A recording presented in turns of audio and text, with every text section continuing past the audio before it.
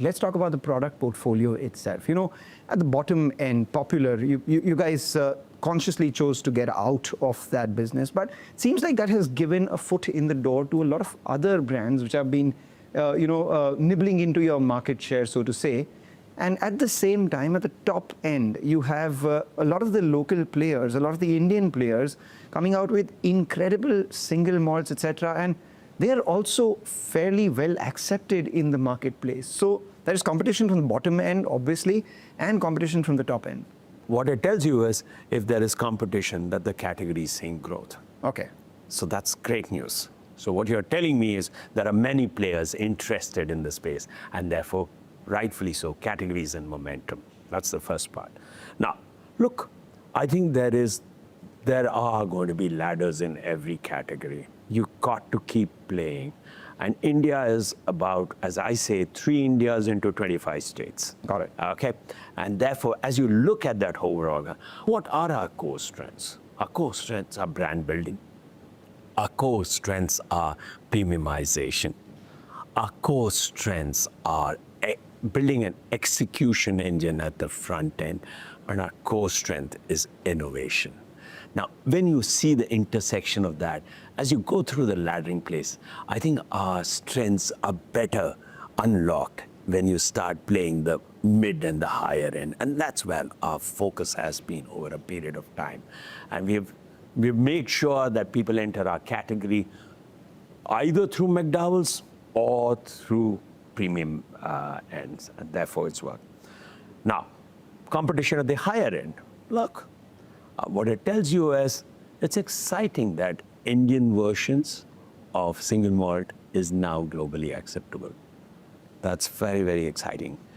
We have our own version there, and we believe that's doing exceedingly well. And it's building out consistently. We're seeing very healthy momentum. And what does it do in terms of share? Look, very simple. If you look at the number of case sales we have added last year, or the revenue we have added last year, it's bigger than most companies in this sector. That's on an absolute basis, right? Absolute basis. And therefore, overall, we are still doing pretty well on shares. And therefore, it tells us that we are consistently, there will be some smaller company which on that smaller base tend to at times grow faster than us. It's bound to happen, and that's the problem of scale, because you have a large machine. Every part of your portfolio won't grow at the same. But if you look at the same end and how is our portfolio at that end doing, we are growing significantly faster than our competitors at that end of it.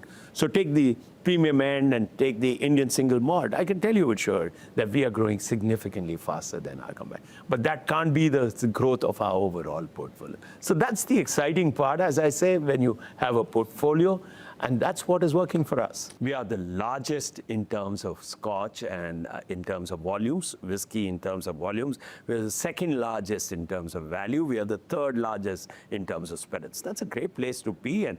And therefore, when you see growth, this is an important area of opportunity. And therefore, we are investing in the right spaces, investing in innovation, investing in talent, investing in progressive engagement, investing in ESG, so that we are embedding ourselves in society.